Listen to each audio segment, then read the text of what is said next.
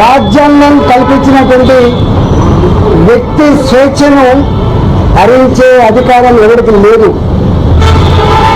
కేవలం anti social elements, దేశ ద్రోహుల మీద, టెర్రరిస్టుల మీద, ప్రజల ప్రాణాలను హరించేటువంటి దుర్మార్గుల మీద ఏ నిఘా అయితే ఇంటెలిజెన్స్ వ్యవస్థ పెట్టాలో వాళ్ళ మీద కాకుండా ప్రతిపక్ష పార్టీ నాయకుల మీద, నాయకుల కుటుంబ సభ్యుల మీద, నాయకుల పిఎస్లు, పిఏలు, పిఆర్ఓల మీద, చివరికి నాయకుల గన్మెన్ల మీద కూడా నిఘా పెట్టడమే కాకుండా, ఫోన్ ట్యాపింగ్ చేయడమే కాకుండా నాలాంటి వాడు ఏ క్షణంలో ఎక్కడ ఉన్నాడు, ఎవరితో మాట్లాడుతున్నాడు, ఏం చేస్తున్నాడు, ఇట్లాంటి నిఘా ఇవాళ కొత్తగా పెట్టి 2018లో నేను హుజరాబాద్లో పోటీ చేసినాను, నన్ను ఓడగొట్టాలని చెప్పి మొట్టమొదటి ప్రయత్నం జరిగింది.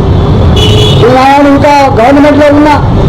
2021లో హుజరాబాద్ బై ఎలక్షన్స్ వస్తే 6 నెలల కాలం పాటు అక్కడ ఎన్నికల ప్రచారం జరిగితే పొద్దున్న సాయంత్రం నేను ఏ కార్యకర్తతో మాట్లాడుతున్నా, ఏ ప్రజలతో మాట్లాడుతున్నా, ఏం మాట్లాడుతున్నా ఇవన్నీ కూడా ట్యాప్ చేసి రాత్రి కల్లా వాళ్ళ ఇళ్ళలో పోయి బిడ్డాను ఇతర ఆయనతో మాట్లాడినావు, ఇది మాట్లాడినావు, నువ్వు ఆయనకు కనుక సపోర్ట్ చేస్తే నీకు నష్టం జరుగుతుంది, లేకపోతే నీకు ఒక ప్రలోభం పెడతా అని చెప్పి డబ్బుల ఆశ చూపి, పదవుల ఆశ చూపి, అధికారంతో బెదిరించి ఇవాళ ఓడగొట్టేటువంటి దుర్మార్గంగా ప్రయత్నం చేసినట్టుగా ఇవాళ వందల ఎవిడెన్సెస్ ఇవాళ ఇక్కడ చూపించడం జరిగింది. మా నాయకుల మధ్య జరిగిన సంభాషణలు కూడా ఇవాళ కాల్ లెటర్లో వాళ్ళు చూపించడం జరిగింది. 2023లో గజ్వేల్లో పోటీ చేసినప్పుడు కానీ, మళ్ళీ హుజరాబాద్లో పోటీ చేసినప్పుడు కానీ ఇదే దుర్మార్గమైనటువంటి పద్ధతి కొనసాగింది. మేము మునుగోడులో డైరెక్షన్లు వచ్చినాడు, ప్రతి క్షణం మేము ఎక్కడ పడుకున్నాం, ఎక్కడ తింటున్నాం, ఎవరితో మాట్లాడుతున్నాం, ఏమి చెప్తున్నాం, ఇవన్నీ కూడా అంటే కేవలం దమ్ము లేనివాడు, ధైర్యం లేనివాడు, డైరెక్ట్గా యుద్ధం చేసేటువంటి సత్తా లేనివాడు ఇట్లాంటి దుర్మార్గాలు కొనుగొడతాడు. ఇవన్నీ ఒకటే నేను డిమాండ్ చేస్తున్నాను ప్రభుత్వాలు. ఇప్పటికే సంవత్సరం గడిచిపోయింది. మీరు అనేక కమిషన్లు వేసిండ్రు. ఇవాళ విద్యుత్ కొనుగోలు వల్ల మీద కమిషన్ వేసిండ్రు, ఏమైందో తెలియదు. ఇవాళ ఫోన్ ట్యాక్ మీద కమిషన్ వేసిండ్రు, సంవత్సరం అవుతుంది, ఏం చేస్తారో తెలియదు. ఇవాళ కాళేశ్వరంలో కమిటీ వేసిండ్రు, ఇంతవరకు రిపోర్ట్ రాలేదు. నాకు అనిపిస్తోంది ప్రభుత్వానికి నిజాయితీ ఉందా లేదా.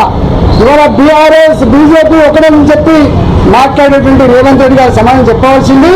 ఇవాళ మీరు కనుక బీఆర్ఎస్ కాంగ్రెస్ పార్టీ కనుక లోపాయికారి ఒప్పందం లేకపోతే, లాలించి పడకపోతే ఎందుకు తూతూ మంత్రంగా, ఎందుకు నత్త నడకన ఈ ఎంక్వైరీ జరుగుతూ ఉన్నాయి, ఎందుకు ఎంక్వైరీ రిపోర్ట్స్ బయట పెడతలేరు, ఎందుకు బాధ్యత మీద చర్య చేపడతలేరు, సమాధానం చెప్పాల్సిన బాధ్యత ఈ రాష్ట్ర ముఖ్యమంత్రి గారు ఉందని చెప్పి చెప్తాను. ఇవాళ ఇంత బాధ అయితే ప్రభాకర్ రావు గారు డైరెక్ట్గా ఐపీఎస్ ఆఫీసర్ కాదు. ప్రభాకర్ రావు గారు ప్రమోట్గా ఐఏఎస్ కన్ఫర్డ్ అయి ఇవాళ కేసీఆర్ తన సుట్టరికమా, తన చెప్తే పని నమ్మకంగా చేసేవాడా అంటే ఆఫీసర్లు చట్టానికి లోబడి పనిచేసే వాళ్ళు ఉండొద్దు, తన ఇష్టానికి లోబడి పనిచేసే వాళ్ళు ఉండాలని చెప్పి నిబంధనలకు విరుద్ధంగా ఎస్ఐబి అనేది ఒక బాధ్యతమైన సంస్థ, దానికి ప్రభాకర్ రావు గారిని మొట్టమొదటిగా నియమించి 2020లో అనుకుంటా ఆ రిటైర్డ్ అయిండు. ప్రభాకర్ రావు గారు రిటైర్డ్ అయిన తర్వాత మళ్ళీ ఆయనకు ఎస్ఐబిలో కొనసాగించడం అంటే ఎంత బాధ్యతారహితమో, నిబంధనలకు ఎట్లా విరుద్ధమో, కేంద్ర ప్రభుత్వ మార్గదర్శకాలు ఎట్లా తిందో ఇంతకంటే నిరసింది. ఇదే ఎలిజిబిలిటీ లేని, ఒకవేళ నిజంగానే ఎఫెక్టివ్గా పనిచేసే ఆఫీసర్ అయితే, గొప్పవాడు అయితే ఓయిజ్గా పెట్టుకోవచ్చు, వేరే బాధ్యతలు పెట్టుకోవచ్చు, సలహాదారులను నియమించుకోవచ్చు, సూచన సలహాలు తీసుకోవచ్చు, కానీ బాధ్యతాయుతమైన పోస్టులో పెట్టద్దు. కానీ రిటైర్డ్ అయినటువంటి ప్రభాకర్ రావుని ఒక ఐపీఎస్ ఐజీపీ స్థాయిలో ఉన్న ఆఫీసర్ చేయాల్సిన డ్యూటీలో అక్రమంగా నియమించిండు. ఎస్ఐబిలో అక్రమంగా నియమించడమే కాకుండా చాలా కీలకమైన రాష్ట్ర భవిష్యత్తు కానీ దేశ భవిష్యత్తు కానీ ఇంటెలిజెన్స్ డిపార్ట్మెంట్ ఉంటుంది. ఈ ఇంటెలిజెన్స్ డిపార్ట్మెంట్ ఇవాళ రాష్ట్రంలో ముఖ్యమంత్రి దగ్గర ఉంటుంది. హోంమంత్రిగా ఉన్నప్పటికీ కూడా ఇవాళ లా అండ్ ఆర్డర్ ఈ ఇంటెలిజెన్స్ వ్యవస్థ మొత్తం కేసీఆర్ దగ్గరనే ఉంటుంది, ముఖ్యమంత్రి దగ్గర ఉంటుంది. మరి ఆ ఇంటెలిజెన్స్ కూడా ప్రభాకర్ రావు గారిని ఇల్లీగల్గా ఆయనకు ఎలిజిబిలిటీ లేకున్నా కూడా అంత కీలకమైన బాధ్యతలో 9 నెలల పాటు ఇంటెలిజెన్స్కి ఎస్ఐబికి వారు నియామకం కావడం. మొన్న వాళ్ళ ఇంటర్వ్యూ చూస్తూ ఉంటే ప్రణీత్ రావు గారు కావచ్చు, భుజంగరావు గారు కావచ్చు, లేదా రాధాకిషన్ రావు గారు కావచ్చు, ఇతరులు ఎవరు చెప్పినా పైన ఉన్న మా అధికారుల యొక్క ఆదేశాల మేరకే ఇవన్నీ కూడా చేసామని చెప్తా ఉన్నారు. అంటే సమాచారాన్ని సేకరించారు. ఇవాళ సమాచారాన్ని అందించడమే కాకుండా వాళ్ళు ఆదేశిస్తే దాన్ని కాలబెట్టేటువంటి దుర్మార్గాలు కూడా ఊడగొట్టమని చెప్తున్నారు. దాన్ని మొత్తం తీసుకపోయి మురికి కాలంలో వేసినాం, మూసిలో వేసామని చెప్తా ఉన్నారు. స్వయంగా ప్రభాకర్ రావు గారు చెప్పిన మాట ఏంటంటే, నేను ఆదేశించినటువంటి వాళ్ళ ఫోన్ నంబర్లే కాకుండా ఇవాళ కింద ఉన్న వాళ్ళు ఇంతకుముందు చెప్పిన ప్రణీతరావు గారు కావచ్చు, భుజంగరావు గారు కావచ్చు, రాధాకిషన్ రావు గారు కావచ్చు, ప్రైవేట్లో ఉన్న శ్రావణ్ కుమార్ రావు గారు కావచ్చు, వీళ్ళందరూ వేరే ఫోన్లను కూడా ట్యాప్ చేసింది. బిజినెస్ పీపుల్ యొక్క ఫోన్ నంబర్లు కావచ్చు, సినిమా రంగంలో ఉన్న వాళ్ళు కావచ్చు, ఇవాళ అనేక వాళ్ళ ఫోన్ ట్యాప్ చేసి బాధ అనిపించే సాడ్ పార్టీ ఆఫ్ డెమోక్రసీ. ఒక రాష్ట్రానికి గవర్నర్గా ఉన్న ఇంద్రసేన్ రెడ్డి గారి ఫోన్ ట్యాప్ అయిందంటే ఈ రాష్ట్రంలో ఉన్నటువంటి ప్రజాస్వామ్యాన్ని కాపాడే ప్రజాస్వామ్యాన్ని అమలు చేసేటువంటి జడ్జిల ఫోన్ ట్యాప్ చేయడం, స్వయంగా మంత్రుల ఫోన్లే ట్యాప్ చేయడం, ఎమ్మెల్యేల ఫోన్ ట్యాప్ చేయడం ఇవాళ ఎంత దుర్మార్గమైందో మనకు అర్థం కావాలి. చివరికి వాళ్ళ డిపార్ట్మెంట్లలో పనిచేసేటువంటి హెచ్ఓడీల ఫోన్ కూడా ట్యాప్ చేయడం, పోలీస్ అధికారుల యొక్క ఫోన్ కూడా ట్యాప్ చేయడం, ఇది ప్రజాస్వామ్యానికి పాత్రడానికి పరాకాష్ట. ఆనాడు 1975 ఇవాళ 50 సంవత్సరాలు అవుతుంది. ఆనాడు వ్యక్తుల స్వేచ్ఛను హరించి ప్రజాస్వామ్యాన్ని చెరబట్టి మొత్తం దేశాన్ని జైలుగా మార్చి ఆనాడు ఇందిరాగాంధీ 1975లో ఎమర్జెన్సీ చట్టాన్ని బట్టి వేల మంది మీద కేసులు పెట్టి 100 మందిని జైలు పాలు చేసి ఇవాళ కొంతమందిని అడ్డం లేకుండా సాగొట్టినట్టు నల్ల చీకటి అధ్యాయాలు మళ్ళీ ఇవాళ ఈ రూపంలో కనబడతా ఉన్నాయి. నేను ఒకటే డిమాండ్ చేస్తా ఉన్నా, ఇవాళ 50 సంవత్సరాలు గడిచింది ఈ దేశంలో ఎమర్జెన్సీని తీసుకొచ్చి 50 సంవత్సరాలు గడిచింది. ఇవాళ మనం గవర్నర్ల ఫోన్లు, జడ్జిల ఫోన్లు, స్వయంగా మంత్రుల ఫోన్లు, ఎమ్మెల్యేల ఫోన్లు, ఇవాళ బాధ్యతాయుతమైనటువంటి సంఘంలో పేరున్న వాళ్ళ ఫోన్లు ట్యాప్ చేసి వాళ్ళ బలహీనతల మీద దెబ్బ కొట్టి ఇవాళ అనేక రకాల అక్రమాలు దుర్మార్గాలు జరిగినట్టుగా మనకు అర్థమవుతా ఉంది. కాబట్టి ఈ ఎంక్వైరీ అయితే ఉందో నత్తనడకలు జరగకుండా ఇంకా ఎవరు ఆదేశాల మేరకు ప్రభాకర్ రావు గారు ఇలాంటి పని చేసిండు, ఇవాళ కింద ఉన్న అధికారులు ఎవరు ఆదేశాల మేరకు చేసిండు, ఎందుకు కాలబెట్టాల్సి వచ్చింది, ఎందుకు మొత్తం చార్జ్ చేయాల్సి వచ్చింది, ఇవన్నిటి మీద సమగ్రమైన ఎంక్వైరీ జరగాలి.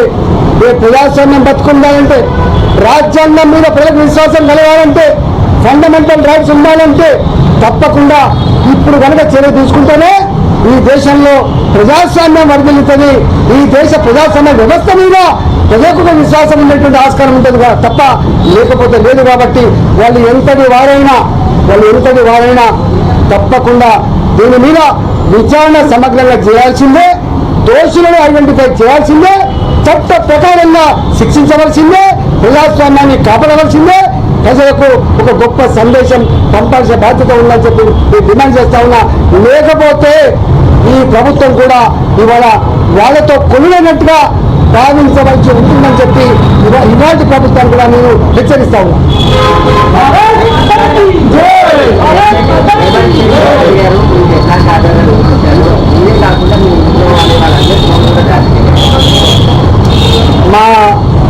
మా వైఫ్, మా భార్య నడిపేది జమునా హ్యాచరీస్ ఫోన్ నెంబర్లు కూడా మొత్తం ట్యాప్ చేసింది టోటల్గా.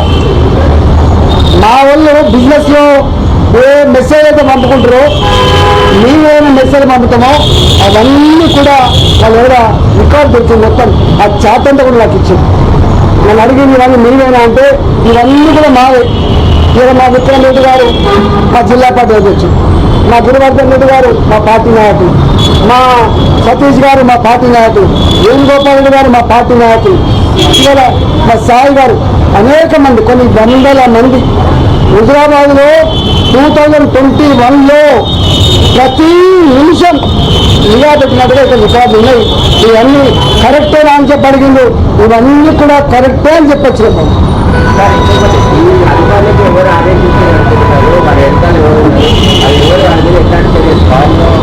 ఇవాళ నేను మళ్ళీ చెప్తున్నా, వీళ్ళు శిశుకు ఆస్కారం లేదు. ప్రణీత్ రావు గారు కానీ,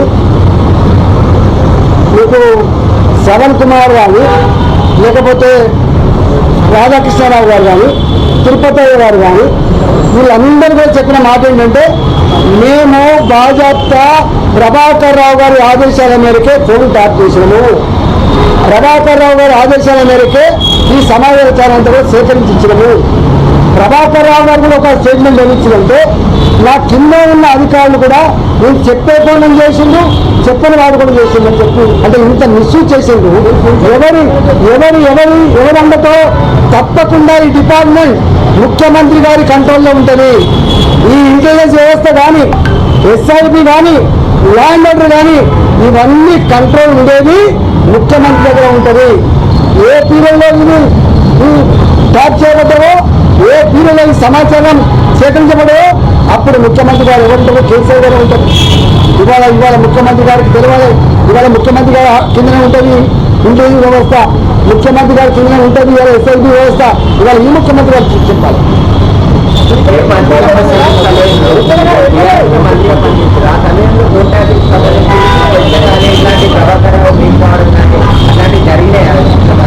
అసలు జనరల్గా ఇంటెలిజెన్స్ వ్యవస్థ కానీ, ఎస్ఐబి కానీ, ఈ రెండు చాలా కాన్ఫిడెన్స్గా పనిచేయాల్సిన డిపార్ట్మెంట్. ఇవాళ ఈ రూపంలో వాటి చరిత్ర ఇంత మనంగైతాన్ని బయటకు వస్తారని చెప్పి ఎవరు ఊహించలేదు. అంటే ఎంత బాధ అంటే భార్యాభర్తలు, నేను నా భార్య ఇద్దరం మాట్లాడుకునే సంభాషణ ఏంటంటే ఎంత నీచానికి ఒడిగట్టిండు, ఎంత నీచానికి ఒడిగట్టిండు. ఇక ఇంతకంటే దుర్మార్గం ఏముంటుంది? ఒకవేళ ఈ ప్రభుత్వానికి దమ్ము లేకపోతే, ఈ ప్రభుత్వానికి నిజాయితీ లేకపోతే మేమున్నాం, సిబిఐకి అప్పచెప్పండి. ఎక్కడ ఏం జరిగిందో, ఎవరు దీంట్లో బాధ్యులో, ఎవరు దోషులో, వాడు ఎంతటి వారైనా పనిష్మెంట్ చేయగలిగే సత్తా సిబిఐకి ఉందని చెప్పి మీకు వాళ్ళు చేస్తున్నారు.